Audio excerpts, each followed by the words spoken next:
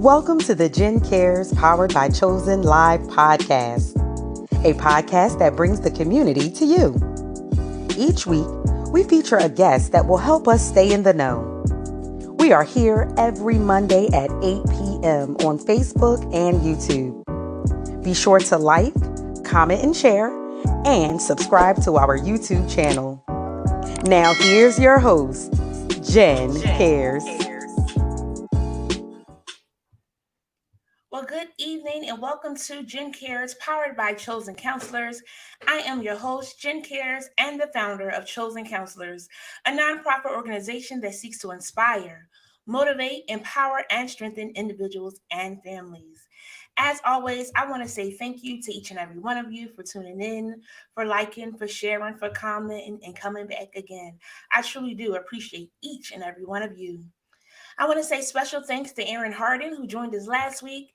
Nothing like a good conversation. And this has just been good all month so far, talking about music. And music is something that we all enjoy, whatever genre it is that you like. It just helps you. It just makes you smile. It can make you cry. It touches all your emotions. Sometimes one song could just whip you all back into shape again. But I'm so grateful for this month, as this month is in honor of my mom, the late Ada E. Harris. Her birthday was April 1st, so happy belated birthday again, heavenly birthday. I'm so grateful for her life. I'm grateful for, me being able to do what it is that I'm doing. And I'm just so excited to have you all here tonight. I am so excited for our guest. Tonight's guest is Anthony Jefferson. And, I'm not going to get into too much because he's going to come and he's going to show and do those things as he do. And y'all just help me welcome and introduce Anthony Jefferson. Hey. Good evening. Good evening. Good evening. How are you doing? I'm doing well. A little tired, but I'm doing well. Good spirits. How are you? The rain tries to get us. Yeah, but yeah. with That and rain, like I a always rest. see a rainbow. So I'm encouraged. Whether I Yes, see it listen. today or not, Hold on to it. I'm going to hold on to it. So over here at Jen Cares, we like to start with a quote of the day. And today's quote of the day is, "Grief is in two parts. The first is loss. The second is the remaking of life." Again, grief is in two parts. The first is loss. The second is the remaking of life. What are your thoughts on that quote?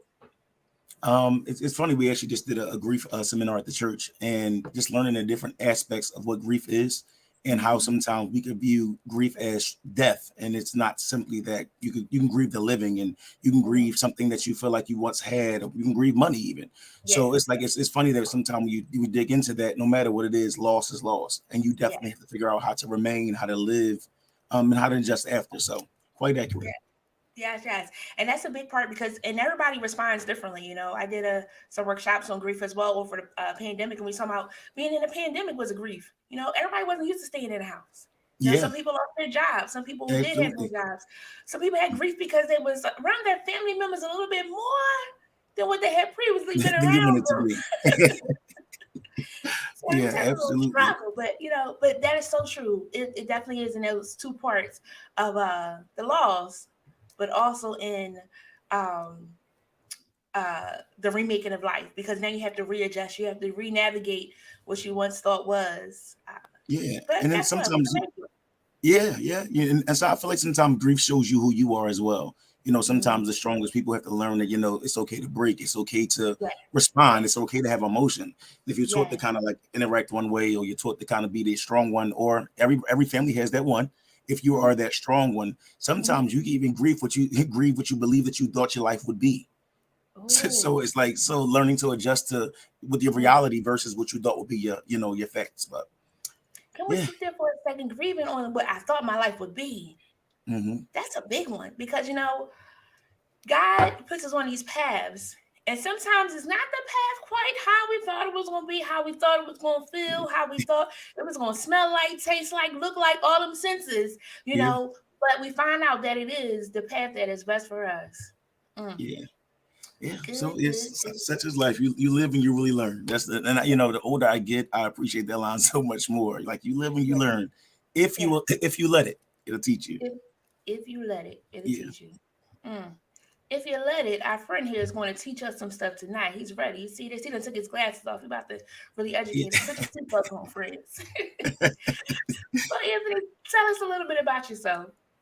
Well, born and raised in Philadelphia. I'm 33, married with 3 children. Um, come from a quartet family. My grandmother was a pastor. So I come from a strong, religious background. I have 3 degrees, one in theology, one in communications, another in business.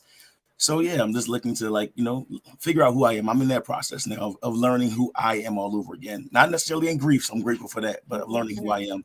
I do music, I do consultant work, look my hands a little bit of everything, styling, have my own fragrance line. So all of that, combined is Anthony Jefferson. Yes, he's so talented. Fragrance line. Tell us about that. Let's start with that first. Is that chemistry? Yes, ma'am. How did that come about? I was actually in a barber shop, and I was talking to the barber, and we were talking about a fragrance that we both loved, but it wouldn't last on us. And we were like, it was like, it was new, and it just came out. It was like $100 bottle. It was like, everybody's like rampant and raving about it, but it wouldn't last. So I was like, sometimes that I find like the fragrances that I love the most, like they don't last long. That's good, actually. Wait a minute, that's gonna break that down. But no, they don't last long. So we were talking. And he said, why don't you create your own? And I was like, well, no. I said, who knows how to do that, And literally for my 30th birthday, I was able to announce it. So that was like maybe that December for my 30th birthday. And I was able to announce it at my 30th birthday party. Yep. Very nice. Very nice. Congratulations on that. That's awesome. Thank you. That is a big one. I find that sometimes the ladies' perfume don't last either. And you go around and maybe like, how y'all still, smelling good? Did y'all put the whole bottle on? Like, how was it lasting and lingering? Yeah. But that's where chemistry came from, because it's based on your body's chemistry. That's a good one. So is it for men and female? Yes, it is unisex. Yeah. Very nice. I have to pay attention to that at the table next time I see it. Or I'm just I listen, please do. I promise you won't be disappointed. I got my regulars. I appreciate them. They stick with me. Yes, I love it. So that's the chemistry. So you said you do a little bit of fashion. So what does that look like? So that's Vishen, which means get dressed in Albanian. And my wife and I, we kind of put our ideas and thoughts together. So she has she has Shop Vishen, which is basically all the accessories that you would need, custom accessories.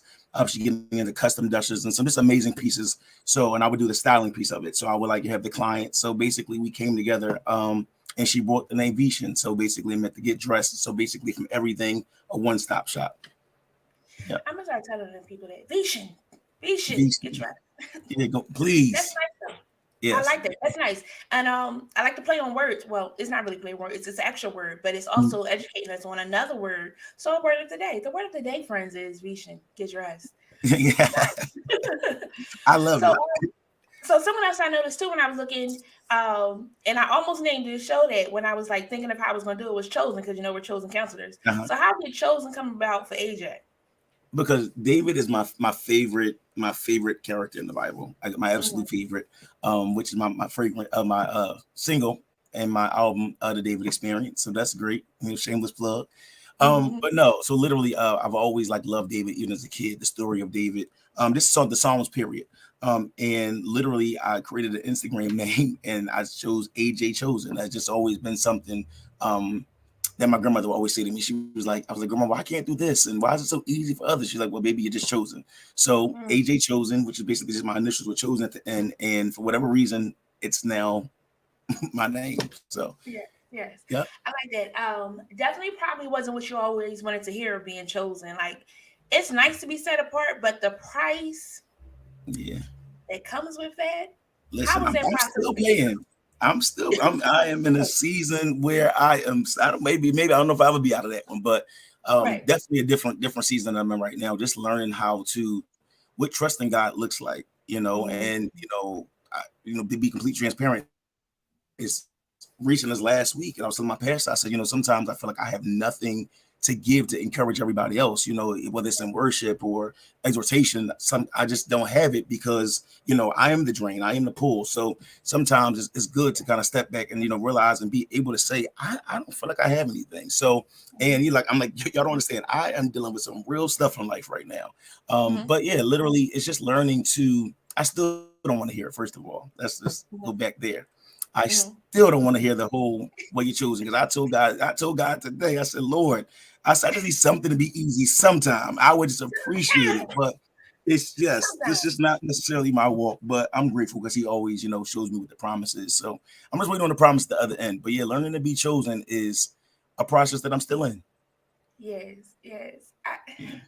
I kind of want to sit there too a little bit. That part of, you want stuff to be easy. Sometimes it's funny. I was telling somebody just the other day. I was like, yeah. So now this is trying to act a little janky, and I was like, I'm thinking if I don't, address it, then nothing else could mess up because I gotta address that first. And then today, as I tried to do someone else, when I said, Lord, can it just be easy sometimes? Please. And if it was easy, I wouldn't call on Him. If it was easy, I wouldn't depend on Him. If it was easy, I wouldn't need Him, but I need Him because something keeps happening that keeps calling me to say, Jesus, could you help your daughter out just a tad?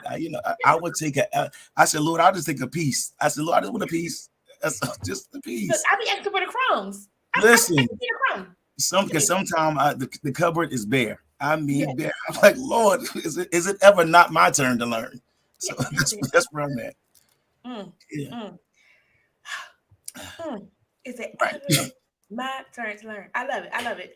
So you're doing fashion, you're doing designing and things of that sort with your wife, which is really cool. That dual ministry of being able to support others.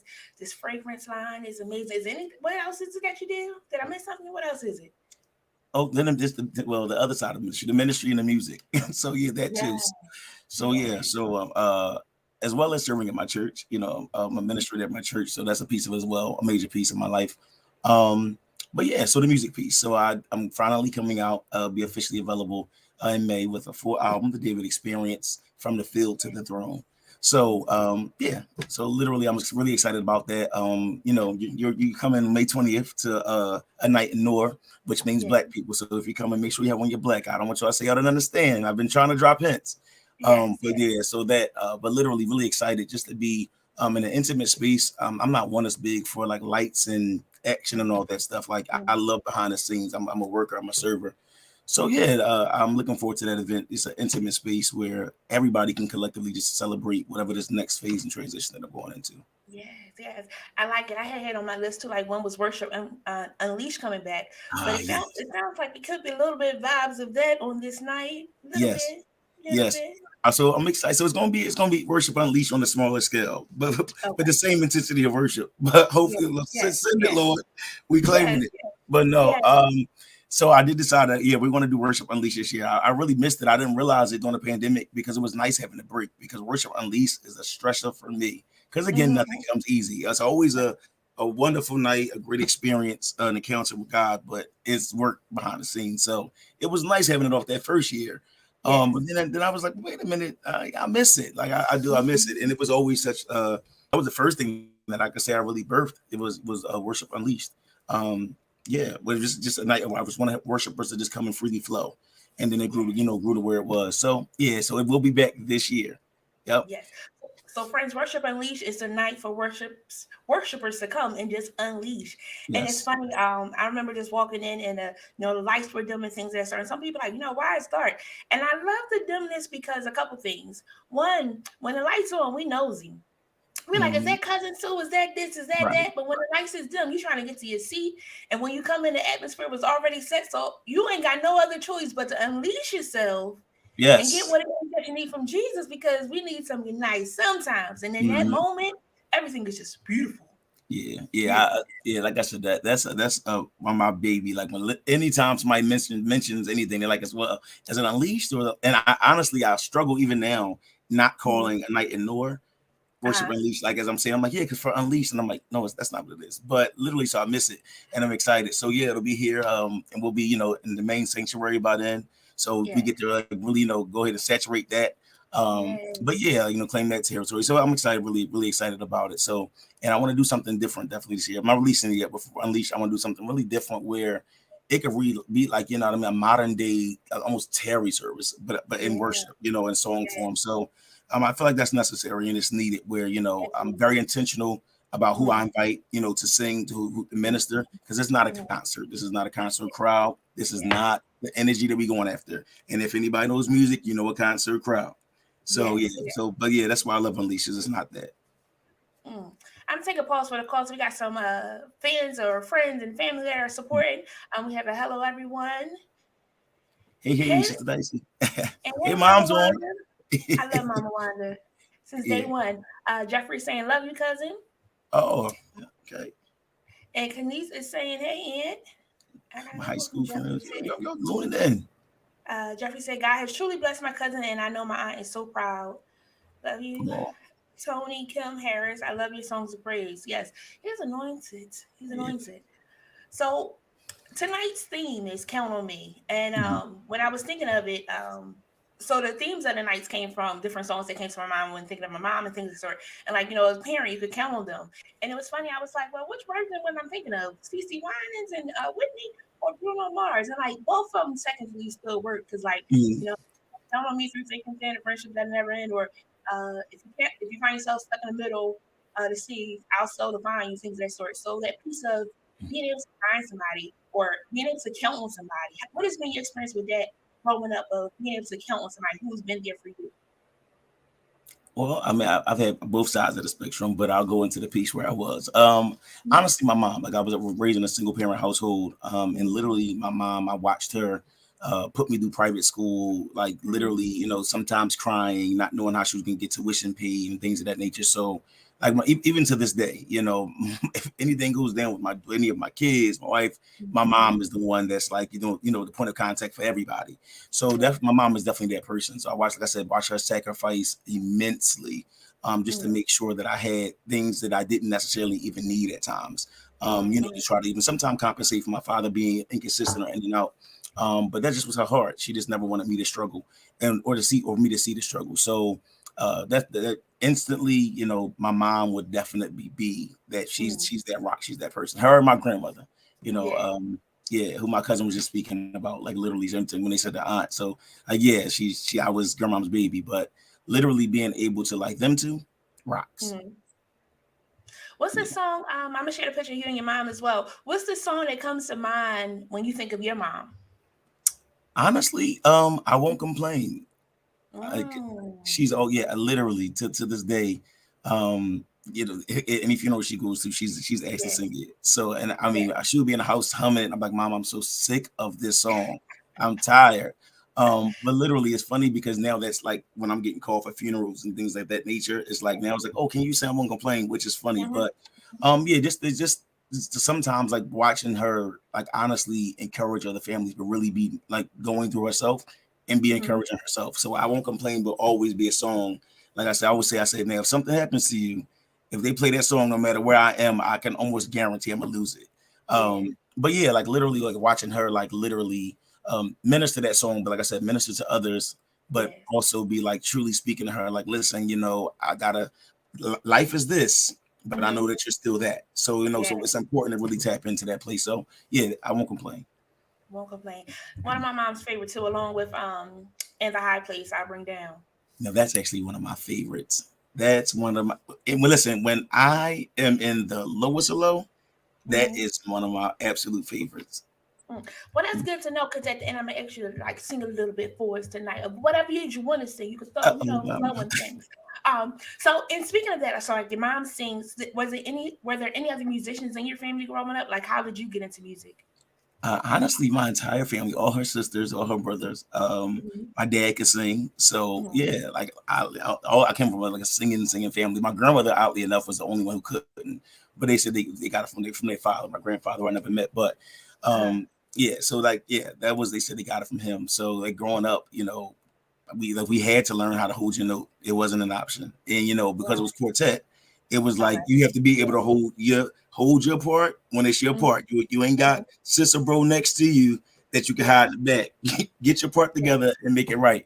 And it was always funny. We would laugh because my grandmother would make sure that we would sing Happy Birthday in harmony, for like every birthday. And she would she could not hold the note at all, but she was a stickler for making sure that it was right. She said, I don't have it, but you're gonna have it right. Right. And have it right. Yes, and isn't that the parent of like, I might not have been able to achieve this, but I'm gonna make sure you achieve it. Now sing that note right. You're right, please.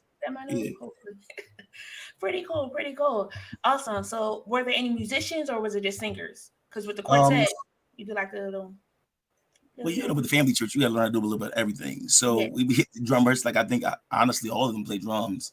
I dibbled and dabbled in drums a little bit, but it wasn't a thing for me. So that's pretty much it. Yeah. Well, I do got some. All my cousins, like I said, all of them sing, but and like bass and guitar. So I didn't get any of that, unfortunately. But I didn't get any. My mom played organ. We had an organ in the house growing up. It was beautiful. Hammond, she'd get on there and play. We sit around and sing. Or my brother, he plays. But I was like, I'll just sing a song because it didn't quite work out. I can clap. Right. I regret it. On beat. I wish I had got a piece of it. Yeah.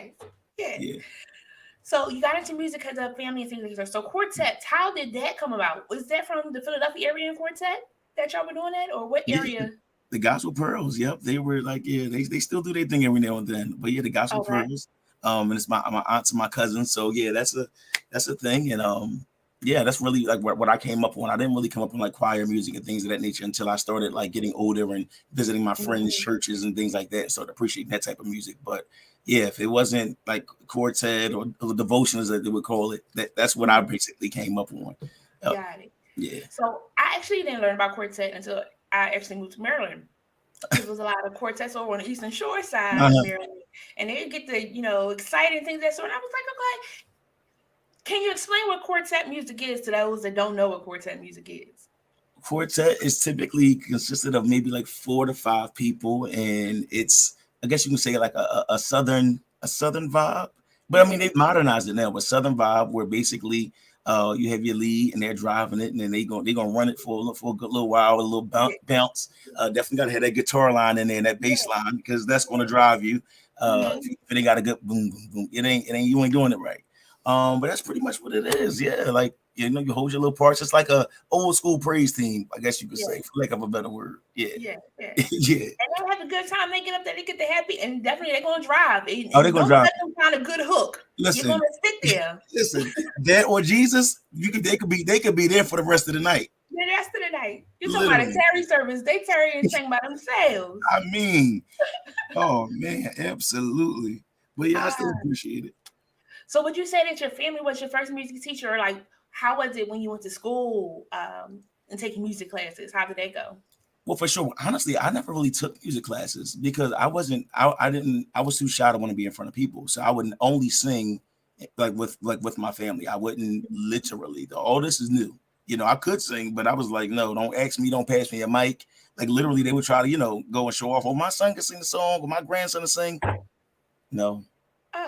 No, literally, no. And plenty of occasions, my mom would be so embarrassed. But so actually, my family definitely was, as far as harmony. Like I said, stand on your note, or like they have rehearsals, and they said, well, fill in the tenor note. They call me Tony. Fill in the tenor note, Tony, and I would jump in and fill in the tenor note. And that's kind of like how I learned. So definitely was my first teachers, and then more recently we pick up vocal coaches and things of that nature. But for sure, my family were definitely my first teachers. Shy? Super shy. People wouldn't believe it. I say I'm super shy. I am extremely shy. Nobody believes it, but I promise you, I like literally before I do anything, my nerves are like. Well, I totally get that. I do announcements at church, and I be sitting there like shaking. All I gotta do is get up there and read a piece of paper, but I just be shaking. It's like, what's wrong with you? I don't want to mess up. I don't want to fall. Anything is possible to happen. They're like, you'll be fine. I said, no, I made it. So I totally get the nervous part. But I'm so grateful that you go beyond that nervous, because you have such an amazing gift. You have such an amazing heart and spirit that's yielded to be open to do whatever it is that God wants you to do, which is amazing. I do appreciate and enjoy your ministry. Pretty cool. Thank you. So we talked about some of the hobbies that you have outside of, music, doing the fashion pieces, and it seems like it's all in like the creatives, normally if you're creative in one area, it spans out into other areas. So like for singing and things like that, so do you write your own music, or how does that process work for you? Yeah, so like I would say maybe 85% of my record, 80 to 85%. I'll say 80. I wrote. And literally they were just notes I had with my phone. I never planned on honestly doing a complete album myself. So they were just notes that I would have on my phone. And I wrote the song, we wrote the songs, and I'm like, hey, anybody can have it. Yeah, sure, you want a song? There you go. That type of thing was really my mindset. But God saw otherwise. So literally when it came, I was connected with my producer that I'm using now. Morgan Turner was phenomenal. When I got connected with him, literally we sat and he would say, "Oh, I got this beat for you, AJ." Like, I'm like, "All right, send it over." I'm like, "Oh, I got a song for that." Or I would go down, it'll go with one song. He'd be like, "Man, I was up last night. I got this song." Or even with my MD Will Feaster, like just sitting in church during the pandemic. Actually one of my favorite songs on the record as well. He was like, "Yo, man, I got this beat," and he had majority of the song, and I was like, "Well, let's add that in there," that type of thing. So like literally it's just like kind of just like venting, or a lot of it comes doing worship, like leading worship. It'd be a hook of something, and then I just backtrack and right to it. So literally it'd be things that I never really say I'm gonna sit and write a song. I think I had to do that like one or two times on a record, and I was like, "This is strange," So yeah, but yeah, definitely. Very nice. I like that it comes on the fly, and that happens often. Like ideas that you get, and I always share with people that they want to write a book or whatever it is. If something comes to you, write it down. That's why we got these phones. You can record it. You can write it down. I was talking to somebody. It was like, "What happens if it goes away?" I said, "You ask God for forgiveness, and moving forward, you write it down because there's sometimes that it don't come back. And if it's it doesn't. And you're like, "Well, that was so good. Like, what was it?" And, I have loved some things that way, a little hooker or whatever it is. Or I was like, "Oh, that was good. You should have wrote it down." So it's so important of that. I want to go to these comments for a second because nobody believes that you're shy. Rashida, I am. So, friends, I want to believe in my heart that our brother's not lying to us tonight because nobody believes it. Nobody believes it. Not cousin, I'm super shy. I really am shy. I just typically get up and do what I have to do. And literally the whole time I'm like, as I'm walking up, I'm like, anything in front. Yeah. Anything in front, I would just rather not. But like if it comes to like behind the scenes getting stuff done, let's go. I'm sergeant right there. But if it's something that I have to do or actually be a part of, like, I tell Pastor all the time, I don't know how you do it every week, getting before these people. You have to present these people something every week. Absolutely not. Let's listen. That's why the preaching thing. No, thank you. And I know Mom Jackson gonna say something about that, but no, like, I'm gonna beat into it because I feel like I've heard a word given to you. And even beyond that, it's always the people that don't want it, they get it. Well, and all that you have said is all of the qualifications of the not wanting to be in the limelight and that story. So I mean, not chosen for many things, but that's not the one. No, thank Mama you. wanted to get him. Mama wanted to get him. Well, PJ has your bag. He is a little shy. Thank you, Peach. Yeah, we are. That laugh out loud at the end means that he's a little shaky in that too. I feel like. Because it depends. It depends on his moods. Hilarious. So what would you say are the strengths that make you who you are of being this unshy when you get that mic, or go for the people? What helps you to be able to do that?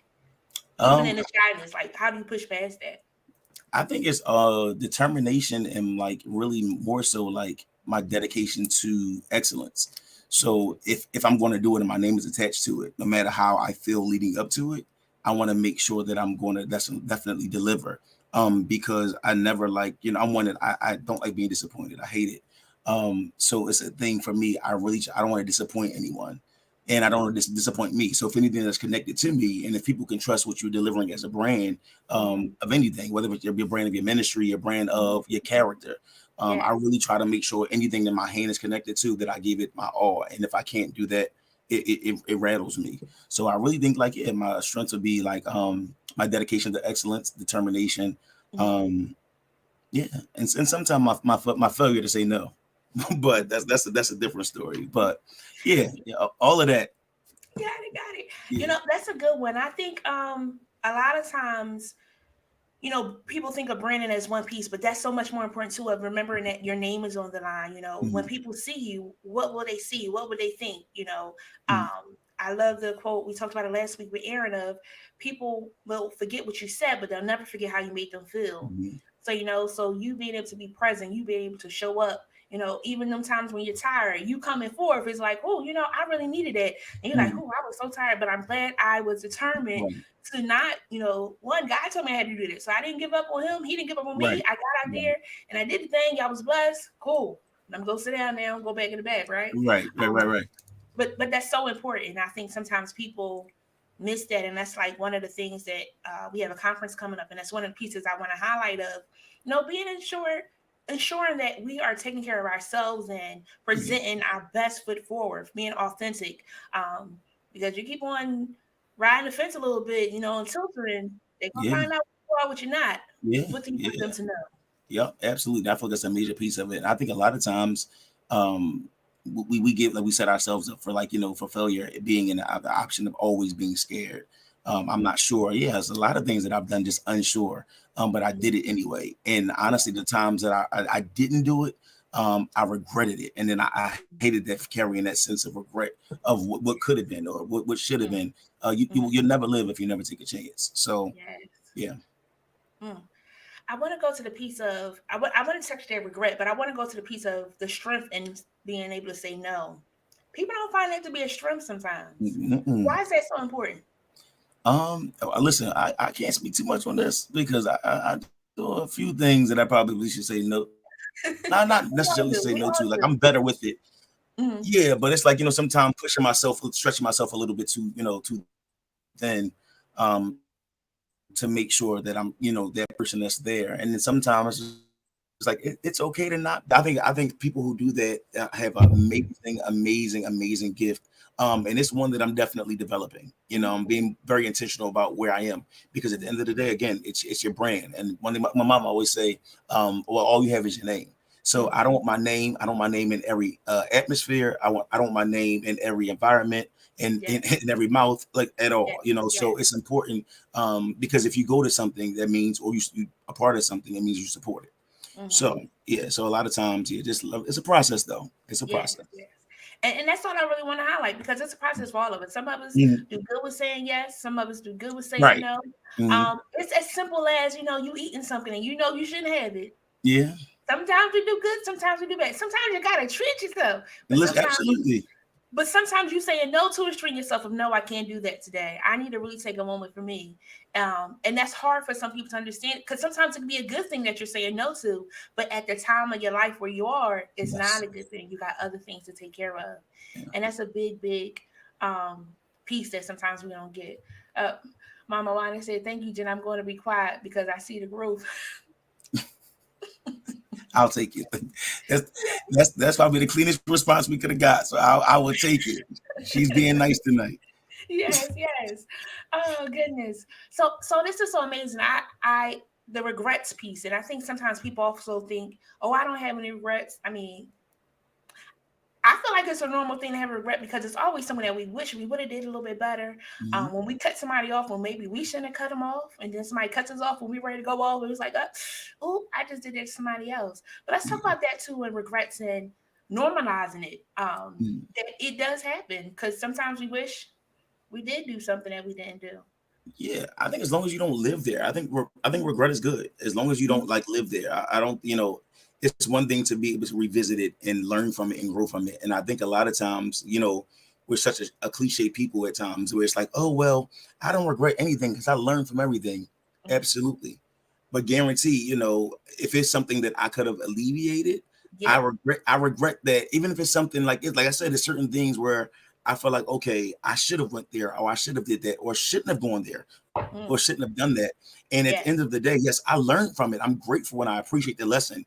It doesn't take away from the fact that I wish that I would have done this differently because Yes. something told me not to go and I still went. Mm. So it's like I regret that I didn't listen to the voice Yes. of God in that moment and say, Yes. okay, well, listen, it's something that I'm going to teach you regardless. But Mm-hmm. I think that we forget that we do still have choices. Yes. Yes. Jonah had a choice. Moses Mm-hmm. had a choice. At the end Yes. of the day, the ending is always going to be what he would like it to be. But he Yes. does allow us that wiggle room to make Mm-hmm. decisions. Mm. I like it. You said something told me, and sometimes people that know Jesus, people that don't know Jesus, whoever you Mhm. are tonight, there are sometimes that something nudges you that tells you you Yeah. should or shouldn't do something. Those of us that know Jesus, we know a little bit more. We still don't always listen to it either, so don't worry. But sometimes we are getting that warning and we're not yielding to it. I was talking to her, she's like, I know something told me. I said, sis, listen to that a little bit more. Yeah. Yeah. Somebody trying to help you. Listen to that just a little bit more. So that's why I would say to our friends tonight, listen to it just a little bit more so that you don't have some regrets. Yeah. So that you don't have no regrets. Yeah. At least decreasing. Oh Lord. Said, he has an untapped oil in him. I feel like, it's cracking. It's cracking. It's tapped. It's coming out a little bit. As long as it don't break, we safe. We can crack. And a little bit means a lot because all you need is a mustard seed. So if a little bit, that's true. We're doing a lot. Some good things. Well, somebody else said you was a minister. No. I have a degree in theology. No, I'm not. I do minister in other ways. I just do not preach. I'll take it. Yeah, got it. I'm ready for the comebacks.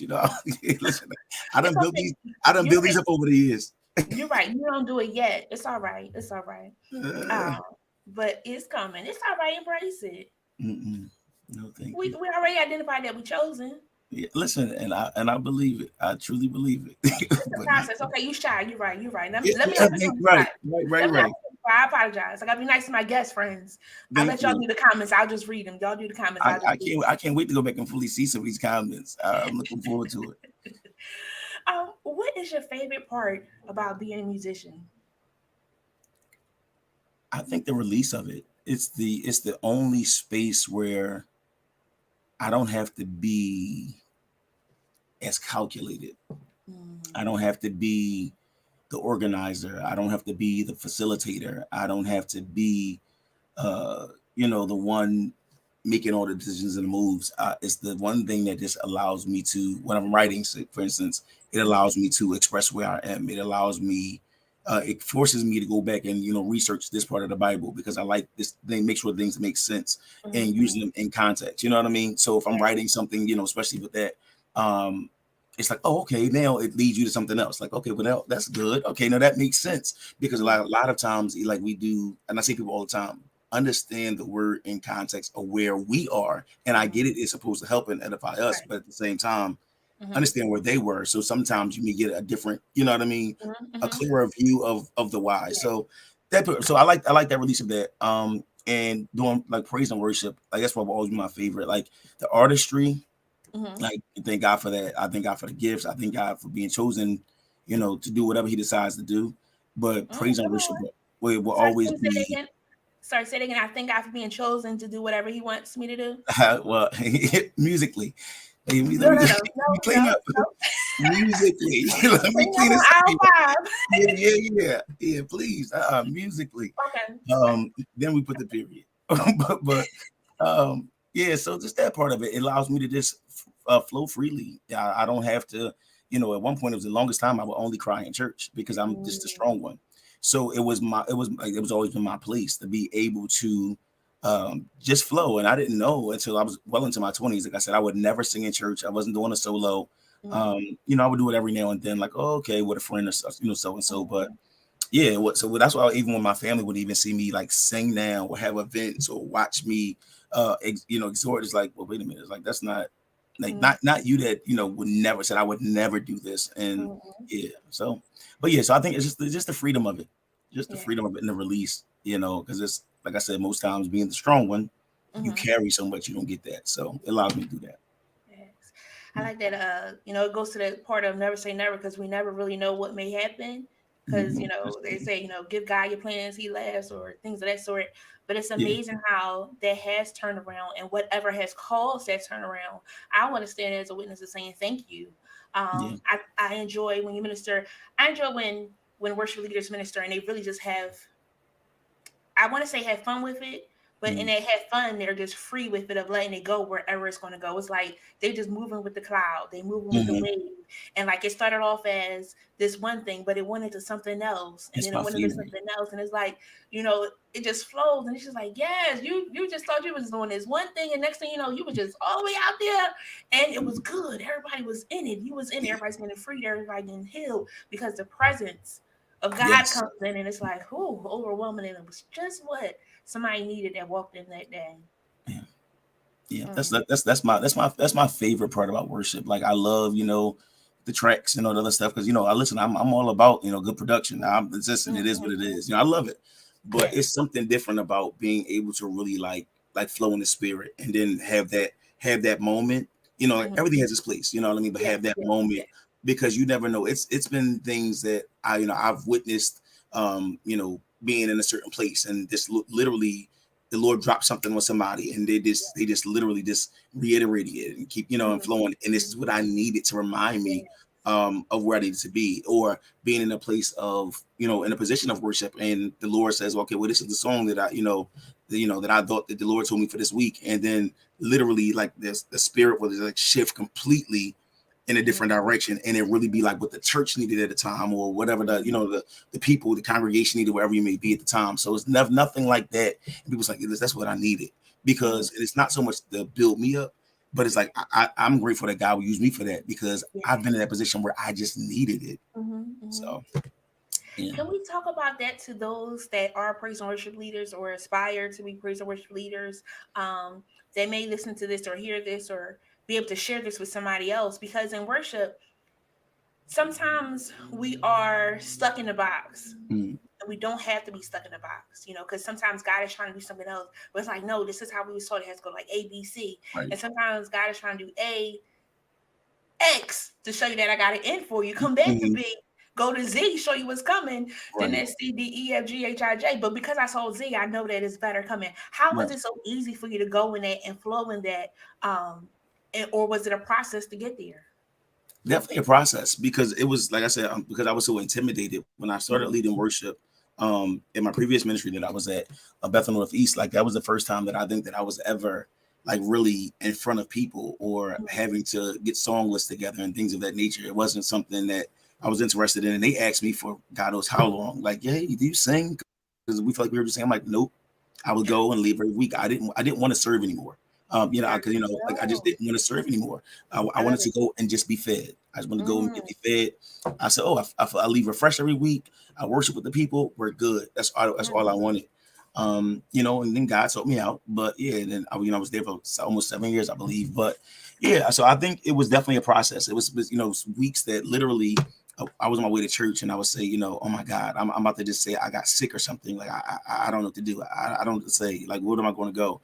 And like, it's been those weeks that literally got like just moved, and then learning to really tap into the flow prophetically, like it's completely different, because literally God would give you what you need. And I'm not saying that you don't prepare. I'm not saying that, because the people see that as well. You know what I mean? So, but sometimes sometimes it could be a season of that, where the church just needs to be able to be in a flow. You know what I mean? And, and then you have seasons where, you have to have other things, but whatever God, decide he wants to do. But yeah, I can't say it's easy, but I've learned to definitely go like where he leads me during worship. And I've never been disappointed. Like, always there came from us kind of just warming up in rehearsal, and a flow just started, and it got so personal for all of us this particular night.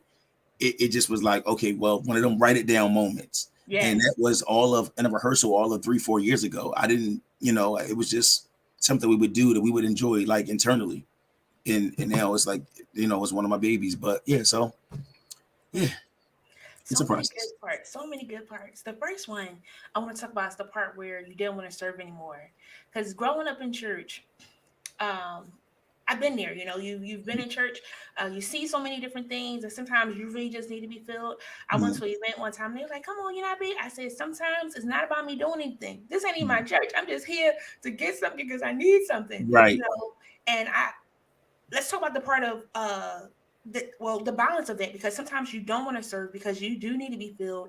And I guess, how do you know when it is that you need to be filled? Because some people feel like I could just give. And it's the same in all aspects of life. Even as a minister in God, sometimes you have to receive too. And God will talk to you, but God also uses people. And sometimes it be the randomest things. You'll sit, or I'll catch a service from somebody else, and it'll be like, oh, I needed to hear that. How was that process for you to that place of not serving and then coming back to serving? It like I said, definitely a season where I just wanted to be fed. And I think that more so it was because, like you said, when you're used to always being You know what I mean? So I was, the younger one. I was, of my cousins. So I was, grandmom's baby, and she was a pastor. So it was like certain things that I would just have to get done, or I would just have to do because, that was my girl. So I think seeing like being so close, I'm gonna say this, being so close to ministry and seeing those intimate moments where having people just witnessing period, and learning, experiencing it now with me, having people closest to you that stood in the gap for, or you help pay their rent, or trying to figure it out yourself, and being in, watching those moments where they would see this powerful woman of God, where she could tap you and tell you your whole life story, or just hug you and you break, these big jailbird dudes, and just tell all their business, or watch people just be converted. I witnessed all of that. So I've seen the miracles and I loved it. But I also, seen the hurt of when people would leave and she was done wrong. And I'm sitting at the top of the steps as a young boy and she's crying out to God like her heart is broken. That's the part of leadership that always scared me, because it was like, okay, God, you allowed me to see this, you know what I mean? Because apparently you thought I could handle it. But watching that, and then still watching her have to love on these people like nothing ever happened. I'm still working through that. You know what I mean? But God did allow me to see that. So I think that was my piece. And then I was good with it. I was being fed. I wasn't having to do everything. And, coming from a smaller church, you know how that goes. And I just was enjoying it. But then, God definitely pushed me in a different direction. And I said, okay, I like this worship leader thing, and learning to get adjusted to it. So it was a process. And even now, like you said, it's seasons for certain things. You know what I mean? Like I was a worship leader at my current church, Garden of Prayer. Shout out GOP. But I was the worship leader for almost 3 years. And God just said, just your season of that is done. It doesn't mean that I told you, I would never not appreciate praise and worship. It's my favorite thing to do. But my season of that full time every Sunday and every capacity was just done. And you just have to know when it's the time. You know what I mean? But you know what I mean? And not run away from it, but just know when it's time to transition. And and literally, there was a conversation with my pastor. He said, sit with it. And if you feel like this is where you and God are saying, it's time to transition into something else, not a problem. Now I'm doing exhortation more so. I love it.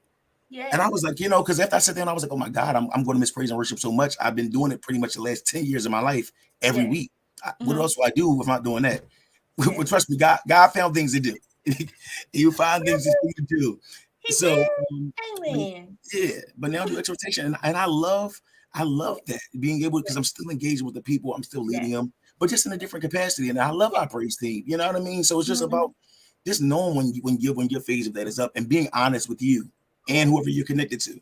Because if you have a good leader, they're not going to keep dragging you, and you're sinking deeper and deeper in the mud. Not necessarily spiritually, but burnout is real. You know what I mean? And the good leaders want to encourage you to transition into whatever your next phase is. I love it. You hit right on the nose of what I was, digging for, which was the humanness of it. We're human at the end of the day. So when Jesus is on us, it's great, but sometimes Jesus ain't on us all the time. Sometimes Jesus is trying to fight us. We're like, come on, let me be, because we're human, and we do, we do cry, we do have feelings, and knowing when it is that you need to take that pause, the honesty of it. And I also like the part of the seasons changing, because it doesn't mean that you're not still good as a praise and worship leader. It just means that it's something different now that you have to now do. And I think sometimes, because we feel like, oh, I flow in this, I'm great in this, this is it, this is what I'm supposed to be doing. And God's like, no, I have greater, I have more for you. And then you find out, hey, I like this. You do a wonderful job in exhortation as well, So again, you're gifted for these things. A little bit more of that oil. Somebody said that on a comment. I didn't say it. The comment said. I just want to clarify. I read the comment. I can't wait to get to these comments when we're done. I can't wait. Another part was the piece of don't prepare in preparation and things of that sort. I was telling somebody, and I was like, you still have rehearsal, because you want to prepare and know the songs. Absolutely. You can't go and get up to sing the song, you don't know the song, because then it's depending on Jesus. He said, study, show yourself approved. So I had to learn the song, because then I could get up to sing the song, and I will make the darkness light, and then the church go up. I ain't got to do the rest, but I still knew what the next word would be. Right. Do it. Because if they did not, then you're left to the side. Listen. Yeah. Listen, I had my notes out today. More. We had my notes out today. We had a service here, and I said, well, I know blessed assurance, but just in case I forget a word, I'm gonna put these words out and have them in front of me. Listen, because it's good to be prepared. Like that's all it is. Yeah. Can I also put a little disclaimer out there to all of our saints? If you're not a singer, let me give you a tidbit on singers. It's a lot of songs in our head sometimes, so we forget words. We just trying to make sure that we're giving you the best. They be like, oh, they got a phone. They looking down their words. You either want them to have that or you want them to mess it up. What you want them to do? Right. And I'm gonna still give you Jesus with this phone in my hand. Yeah. Look at these words on this screen. Yeah. Trust me. Let's go. I was watching the Braces last night. Somebody commented that talking about Cece. Ma'am and sir, Cece was in a long time. Let her be. If she needs, and we have life. We have life outside of ministering this song to you. Yes. I have a life to carry up here. Yes, and then there's so many different renditions of songs where like you're thinking of a song one way, and then they're thinking of it a different way, or somebody else thinking about it a totally different way because everybody remix and all that jazz, and you're hoping that you had the right song. Yeah. It's the process. People don't know it's work. It's not just getting up and clapping your hands. Yeah. That's why it's so important. Get with your worship leaders, wherever you at. Get with, just stand up sometime. Listen, if a note crack, just stand up and clap, encourage them, push them, because y'all don't know the weight that people carry Sunday after Sunday. And I know make crack because it's your voice and you singing and you know tired. Sinus allergy season is coming. This weather is spring, not spring. I don't know what's going on. Winter mix, you don't know. And you're fighting it and things of that sort. And you're just trying to make sure that you are present. And again, to the most part, everybody's taking care of their voice and things, but things happen. Hey, y'all make mistakes too. Everybody doesn't always color their lines. People mess up sometimes. Give grace is all I'm saying. Right, please. Another thing you said about was like putting songs together and things. Are there ever some songs that you're not quite a fan of or you're tired of? Do you have that experience? Yeah, or when it goes with a theme and it's like, oh, I hate this song. It's like, all right, or I'm tired of hearing this song. But then even in those, or if it's wordy, my thing is if it's wordy. Listen, unless we got like a little projection thing going on, if it's wordy, chances are I love to listen to it. I do not want to sing it because I'm struggling. I was telling people, listen, we're going to do the planning for the event, and I'm like, well, man, I wrote most of my songs, and I'm like, we get rehearsal, and I'm like, literally, and it's my song. I was like, wait a minute, you gave this to me, but I'm gonna pull this phone out because I'm not 100% sure. So yeah, it's a thing. But yeah, I've definitely been there. And sometimes you push through it and just, over songs that the people will request and be like, oh, can you sing this? And it's like, all right, well, it ain't for me. It's for your people, God. And sometimes I honestly, I've learned that sometimes I actually ended up enjoying them. Or they go over really well when you're like, oh, who would have thought? Yes, who would have thought? That's funny. One of the songs that my church will probably say we beat with a dead horse was I'm so glad that he gave me one more chance. Yeah, you sing that song one more time. But it does still hit though, because you are grateful he gave you one more chance. But I think sometimes it's the singers, they be like, all right, because then you talk about that groove with the quartet. I'm so glad that he gave me. I'm so glad. And if this friend's like, all right, he gave me. All right. Like, let's just do a clap interlude or something like that. A praise the Lord. Things like that. They're like, I'm so glad. All right. He gave me one more chance. Right. I believe you. I'm grateful. Yes. I think also the words we have a screen and it, when it's come back to church now, they talking about putting it down again. And it's funny because the song will start playing like, oh, what's this song? Because again, they blend after a while, you don't remember it. And yes, you have rehearsal, but that Sunday morning comes like, what's this song again? Right. This coming here, we're like, yes. Oh, yes. Yeah. Words. I'm so good for that. Literally, the music will be starting, and I've had times like where, but not too many, but like literally, I had to look back and be like, "What's the first word?" Yes, and be like, "Oh, okay, yeah," and then jump like, "Oh, all right," because I completely like bring like, "Okay, God, all right, well, yeah, clap your hands, y'all," because but look, what's the word? Yeah, so I get it. I like because like you said, don't let the musicians do a little special intro. Then you do a rehearsal. Right. Because I was waiting for that cue. Because I barely listen. I'm struggling with these words. That cue gives me That's you know, like, okay, this goes here. Yeah, Right, yeah, this yeah, is how it's supposed to start, but they did something different, Jesus. What is this one, God? yeah. Lord, Yeah, oh, surprise. Yeah. goodness. I can't find it, but that's funny. Because sometimes it is that one song. Yes, Irene, no more chances. No more chances. Because the problem is we didn't do right with the last year, so he had to give us another one, and we keep going back. See, Tyler's calling. Oh, Mama, Listen. I need one more chance. Okay, Mama, one, you get it. You got it. You got it. But I mean, in the heat of it, I think it just depends on the song. It was another song. When I was growing up, it was only two of us sopranos. And not that it's bad. It's always more altos and things that sort. And I think we would sing "Come Thou Almighty King." Oh. So one bell out, the other one got to keep going. I want to say, listen, because y'all up there at that point, we out here now. We got to keep going. Okay, this boat. Listen, right. Those are different struggles that happen. So what I'm saying is, give grace. Them notes be high. Yeah, please. And I think it just depends too, because like when you first warming up, and again, everybody doesn't warm up. Let's talk about that. Do you warm up when you're singing, or do you just get out there and? I didn't used to, and now I almost have no choice but to, because I get really bad allergies. This period, how that goes. But so, and in this season, it's like my voice can go out after, like, if I laugh too hard, my voice is gone. You know what I mean? Like literally, like I said, the service earlier, I was talking fine. I'm gonna make up to the mic like, oh, y'all, I have no voice. Like, but I'm like, it's just what it happens. And so yeah, so now I kind of have no choice. I have no choice but to warm now. And I feel more confident with it. Like, like learning, like the more I've learned and been a little bit more trained, I just feel more confident in execution when I know that I've warmed up. So, just like anything else, it's a muscle. So you have to make sure that you like definitely treat it, warm it up. You know what I mean? So, yeah. So important. You were saying the songs with a lot of words. Sometimes I be saying the songs where it's so high. Because like if it's the first song of the day, like we don't want a warm up song. I mean, I warm up in the car singing some songs and things. But then they be like high as the sky. Like, all right, we're gonna hit them. We go for this. I might can't talk till Tuesday after this, but you know what? I'm gonna give y'all all I got. Yes. Yeah. And it's funny because I think when the first time I ever lost my voice, I thought it was so cool. That mean I did something. Yeah. I did good, y'all. I can't talk. I was saying. Yeah.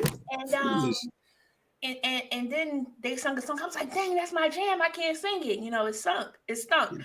And then I got hooked to why I was losing it, the allergies and stuff.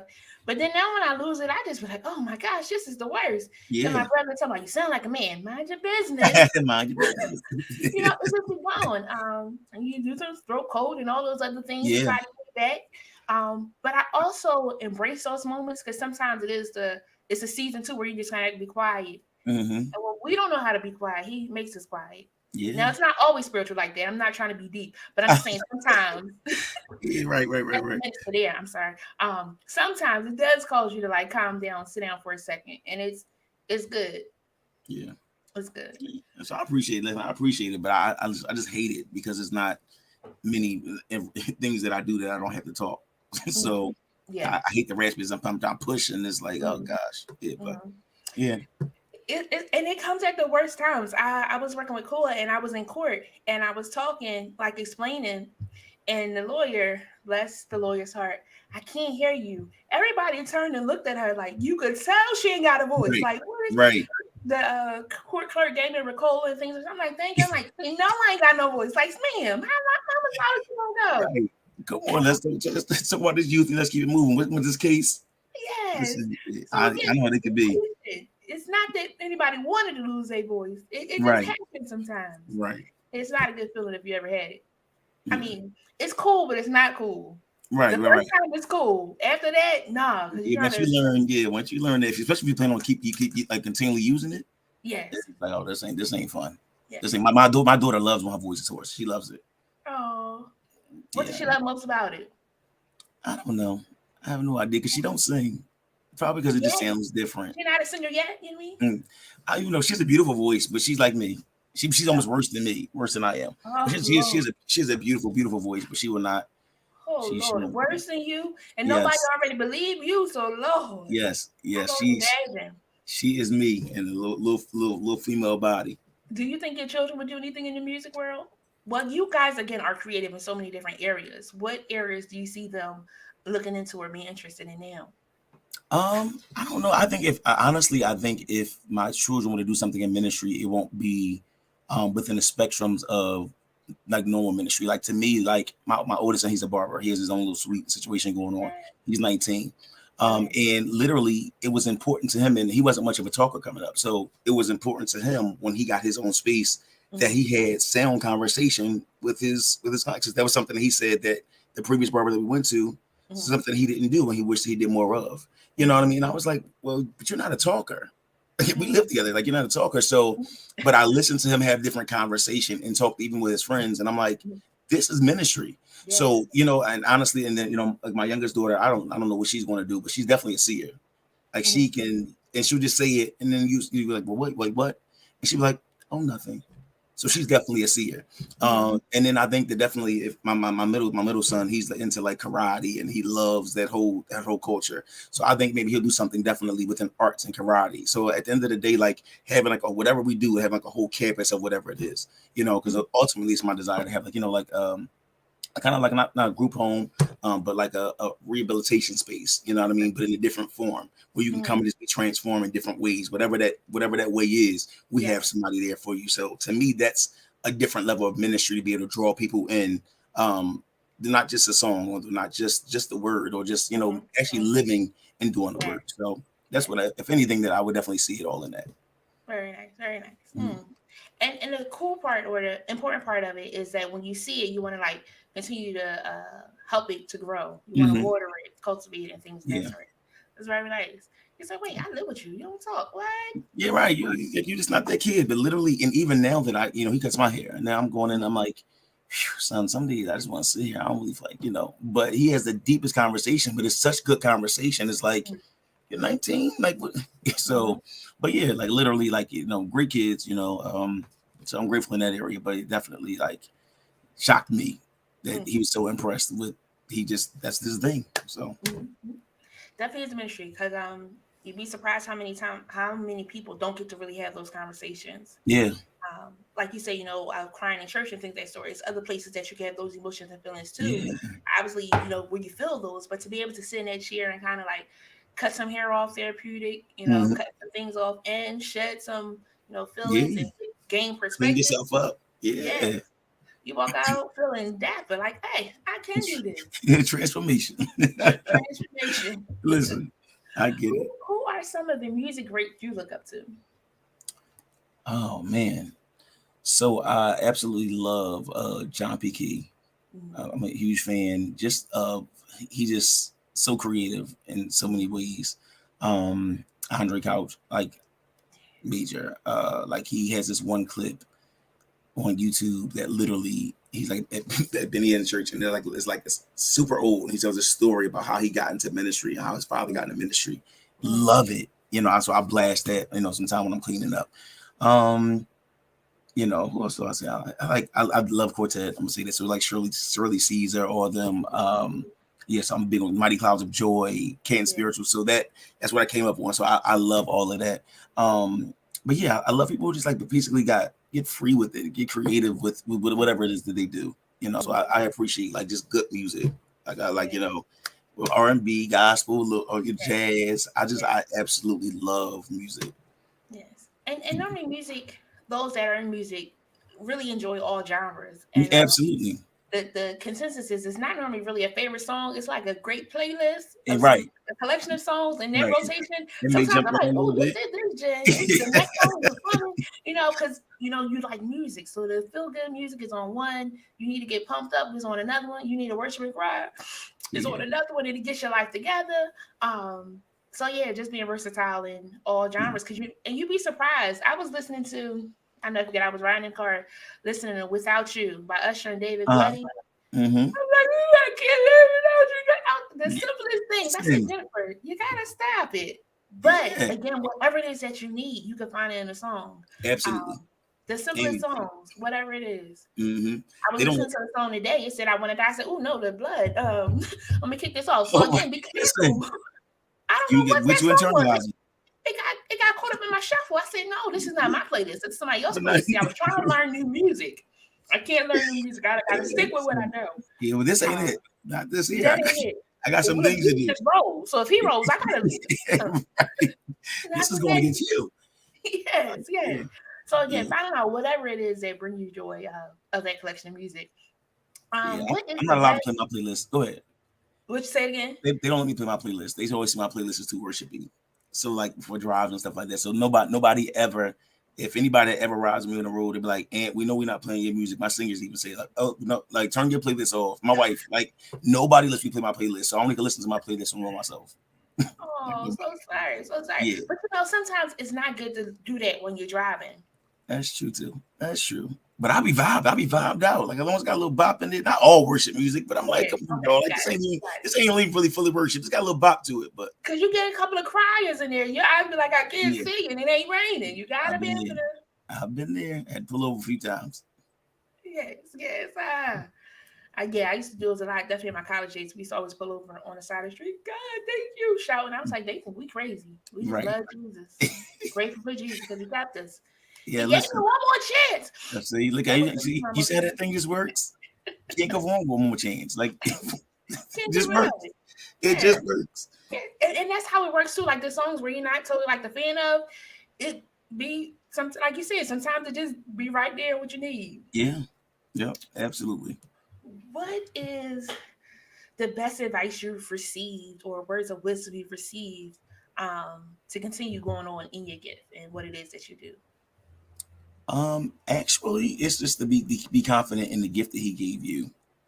Understanding that, like, he gave everybody something, but what he gave you specifically, he created just for you. So if that's your voice, if it's the way that you style someone, if it's whatever it is, if it's like a ministry, like, I love youth, that was my field for a long time, but like literally, like whatever it may be, it's to make sure that, like that you're tapped into your gift. Don't try to duplicate, don't try to compare, because what he gave you is you, because it's easy to say, well, I wish I had to have this, I wish I could have that, and you be like, well, I wish I could have this, and it's like, well, who would have thought? But like literally, so just being sure in you, and being sure in God, like literally, That's so good, and I think people get caught up in. I'm sure we've talked about this in previous episodes too. Of like, an album will come out and you feel like you got to do it that way.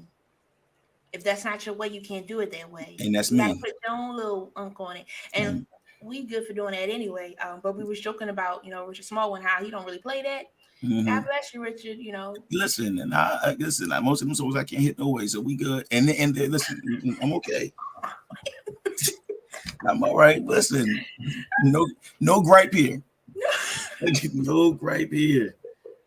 Listen, I'm hoarse now. Like, listen, see what I mean? Like, listen, it's a thing. It's a thing. But it's so important. Yes, Lady Hannah, she said, be confident, no duplicate. And that's it. Because sometimes you feel like you have to, sometimes people feel like they have to mimic somebody else. And sometimes it's not to mimic. It's just that they are the teacher and you want to learn and grasp, from their knowledge and things like that. But it's not for you to mimic. That's like for you to walk around and be doing everything that Pastor Jackson does. That's not for you to do. Exactly. I can see them on you because some of the, things that you say and how you say it, that's because he's your teacher and you're under him and you follow him. But it's not you doing exactly what it is. You're adding on to, what you're learning. And it's so important for us to do that, to not duplicate, but to still follow that leading. We don't even duplicate Jesus because we'll be loving everybody like we're supposed to. Listen, I am a process person, and that's what I am. I'm honest with my process. So, and that's the part that it's not that we have to be perfect; it's that we're striving to get to wherever that is again. Not, copying wherever Simon Says, growing up as a kid, we try to keep up with that, and it work and don't work again. You gotta work it out. Absolutely, that's good. Be confident, no duplicate. Yeah. That's it. So no copy paste. No copy paste. No copy paste. And I think that it's okay. Like you said, like some things are taught, some things are caught. Yeah. But once you catch them, you know what I mean. Like it doesn't mean that you have to do it the same exact way. Like you said, just because your leader preaches this way doesn't mean you're going to preach this way. Just because your leader, your vocal teacher sung this way doesn't mean you're going to sing this way. You know what I mean? Elijah, Elisha, like, you know what I mean. Even with the mantle falling, like it doesn't mean that he did things exactly how he did it. That's not how it went. So it's like it's just important to really know, like, be able to carry. There's nothing wrong with carrying a mantle, but make sure that you know what you have grace for. Yes. You And know, that's it. It's so many examples in the Bible that of how everybody stayed true to themselves and the exactly. things that they were doing. You Mm-hmm. know, and that's what we got to do at the end of the day. Stay true to yourself. Does God know you? Like, why Listen, you put all that extra? right? He What created you me, doing? and I'm trying to impress you. I'm good. Yeah, good. Oh, Because I'm gonna mess up. listen, I am. And do not make me your God. Don't do that. Listen, I want to lead you to him, but Yes. that's it. Listen, that's what I do. That's it. And that's the thing too, because you know, like people be like, you know, they looking up to you and it's great. But again, I'm human too. And listen, and I make it clear. Do not don't pedestal me. And listen, man, will let you down every time. Every time. Every Every time.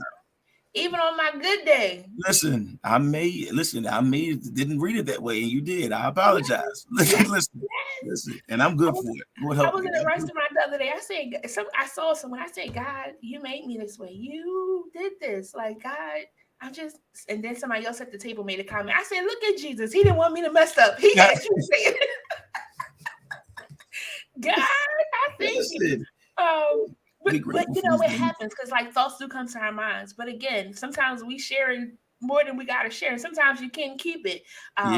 Because sometimes we share stuff and we're not around the people that can really receive it. Yep. Big time.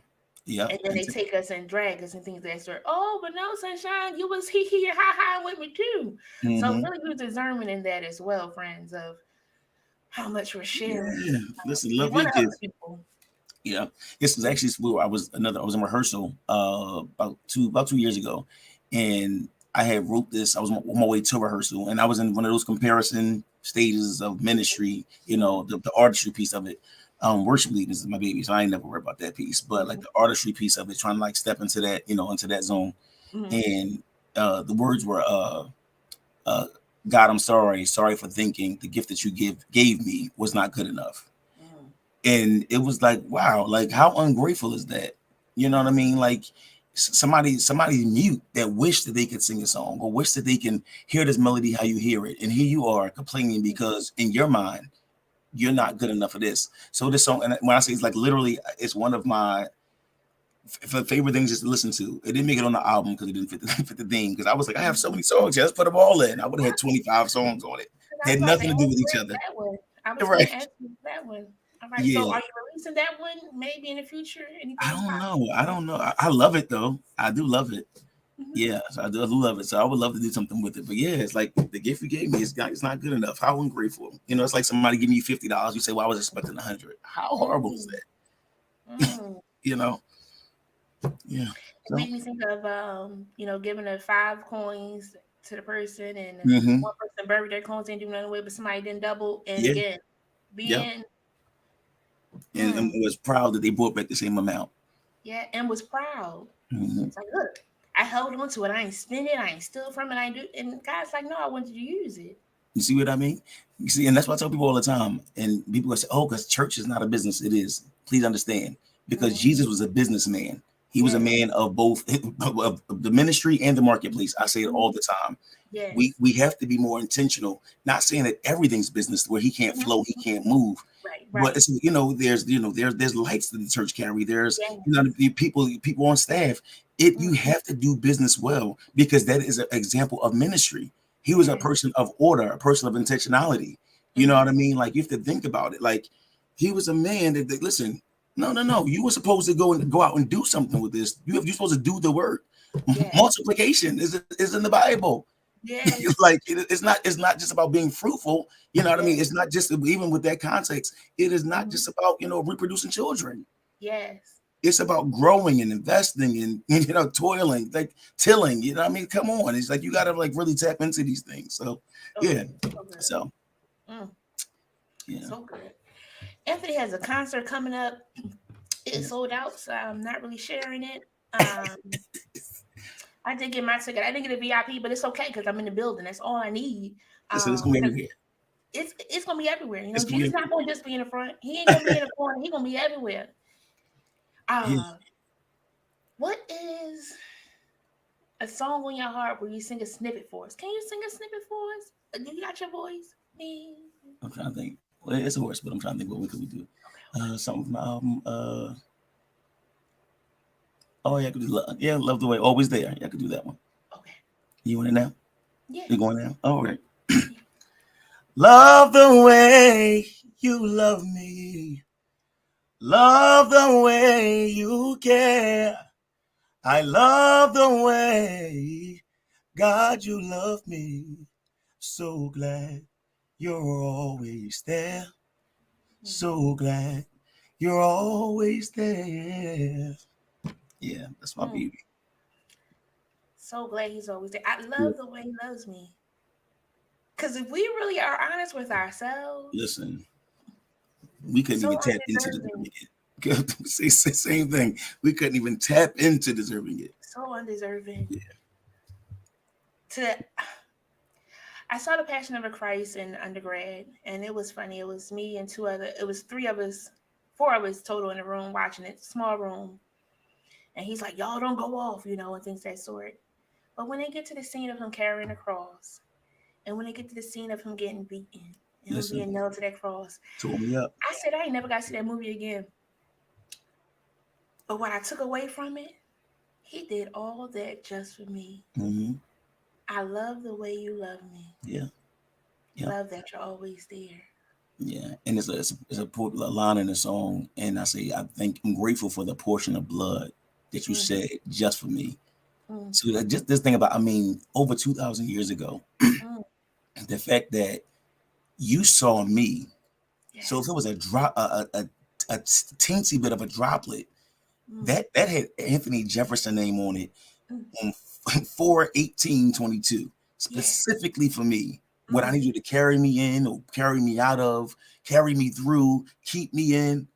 When I walked away, when I didn't want to serve, when I didn't appreciate the gift, all of that, that drop.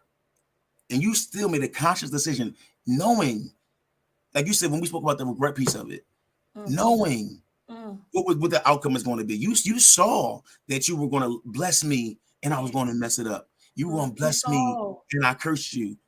But still, you said, you know what? I love you so much. That don't even matter. I got you. Like, people don't understand. Like, that thing got me emotional just now. But that thing there is you can't compare to that. And especially if you know the disappointment of being hurt when people walked away, when you held people close to you. Imagine dying for somebody. Think about it, taking a bullet for somebody today. And literally, they don't even bother to pay respects to your family or come to your like literally and say, oh well, you made that decision. We do that all the time. Yes. But he loves us. And listen, I'm good enough to say to nobody else. I'm good enough for him, and I'm good in that. Yes. I'm good in it. Yep. Love the way he loves me. Love that he's always there. Yeah. Yes. I'm not going to read this one. I'm just going to post it.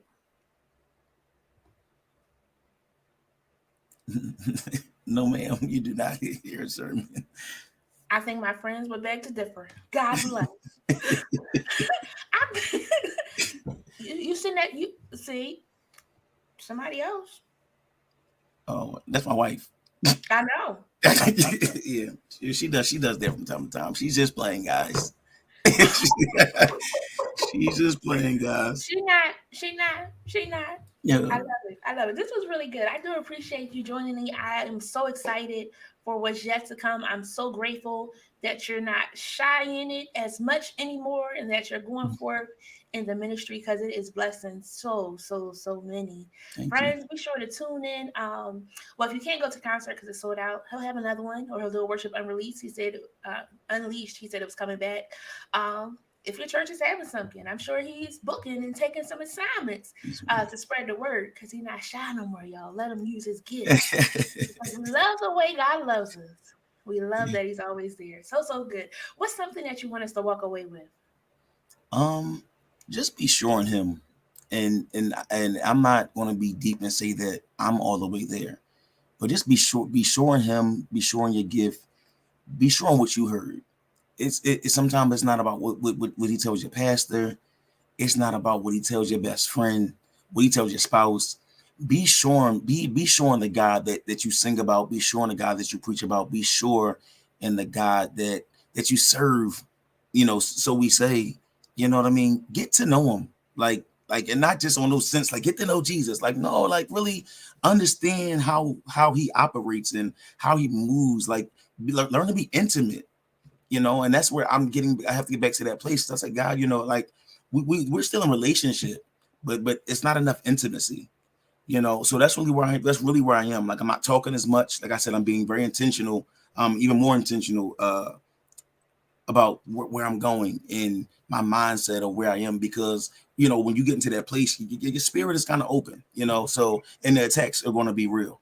So you know what I mean, new devils, new troubles, all that good stuff. But definitely just be sure in the God that you serve, be sure that this is the walk that you want to take. Yes. So I'm is, like I said, recent as last week, it's something that I'm reintroducing to me. I'm reintroducing myself to him. You know what I mean? And learning who he is to me in this season. Yes. You know what I mean? Every relationship goes through different phases and seasons. And, where are we now? Because where we were 10 years ago is not satisfying. So just be sure. Just be sure. Ooh, be sure. And if you're not sure, how can you get sure? Listen, praying, fasting, and reading. Mm-hmm. But reading with, and I feel like I said, even like a lot of our generation, we read for the song on Sunday morning. We read for the word we're about to preach. Come on. But sometimes just read just to gain knowledge, or just for, it's an amazing book. It really is. Whatever translation you read it in, read it. You can compare it, figure it out. You know what I mean? And really learn like this dissect or exegete if you want to be fancy, like get the text and really learn who he is. He's not as serious sometimes as we try to make him seem. You know what I mean? He like, if you hear different things, it would say how he loved to have a good time and how laughter was good and things of this nature. He was at the wedding celebrating. You know what I mean? Like things of this nature. Like, wrap your mind around these things. It's not always about the four walls that we're in, or a praise and worship or a clap or not. No. Let's figure out where our ministries are, man, and let's really tap into them so we can really be effective. Because we're losing a generation, especially the ones behind, you know what I mean? Because we don't know how ministry should be done in this season. Time out for that. He's the same yesterday. Today. I get it. He's the same. His works are the same. His blood is the same. His power is the same. Authority the same. But his ways, he was creative in things that he did. A burning bush. Like, come on. So we gotta learn to kind of be open to the new thing of where God's trying to take us. Not negating the old thing, because it works and it's foundational, but learning how to transition, move with God. So be sure. Yeah. Be sure. Lady Hannah said, be sure about your gift. Get to know him more. So good. So good. This was good. Yes, Mama. This was good. I enjoyed this. Lady Hannah said, be sure in him. Yes, be sure in him. Be sure in my gifts. Get to know Lady him. Hannah. So good. Be sure. Yeah. I'm going to just put this here. I'm going to just put it there. Okay, she's showing off. Yeah, I don't know. I think I got some friends that's in agreement with the woman of God. No need for no collars around here. I don't even wear black. Wait a minute. I don't even wear black. Oh, what Lord. You wear for your night of thing? Then you say black and white. Yeah. Okay. Not no collars. They cleaning up a lot of stuff, y'all. Listen, I told you, I have built these things over the years. I'm ready for all types of rebuttals. But if you call, I said, when he calls me, I'll call you. Like, listen. Hilarious. Friends, I want us to be sure tonight. And, as he was talking to, I was also going back to our title and theme of tonight was Count on Me. Yeah. And at the end of the day, as God, you could count on me. Yeah. You could count on me, God, because I'm going to be sure, because he loves the way he loves me. Yeah. Woo! Love that you're always there. God, you can count on me, because I'm going to be sure on what it is that you want me to do. Now, I'm confident because you gave it to me, and I'm going to do that what you want me to do. That's what it says. And the word says be confident. Yes. Oh, yes. So, you preaching now. Wait a minute. You preaching. No, I'm flowing off of you. I'm taking in what you say. Wow. Now the heat a little different. Oh my God. No. She's good in. She gonna do what you say do. She all right. She gonna embrace it. I mean, it is what it is, All right. Don't leave me out here alone now. I'm not. I got your back. You're running. You're talking so good. I love this. This is funny. Okay, Keish. I'm not reading them. I'm not reading them. Some of these people, they don't know better. Now my wife is just being petty. The black and white. Okay. It's all right. She gonna make it. You different. Right. A little duster, Tyler. Hilarious. I love this. Be sure. That's it, friends. I want us to be sure. This was so good. We gotta be sure, be confident. We learned about also the ways to be sure if we're not sure. Can God count on you? Are you gonna do what it is that He's asking you to do? Anthony shared how he was shy, but how he was open and yielded to what God wanted to do. And this is just the beginning. I can't wait to see years from now what he's doing. Yeah, me too. I mean, he don't gotta have a collar. He just gonna be up there. I mean, I don't see your pastor always in a collar. I guess you don't always have to wear a collar, huh? Wow.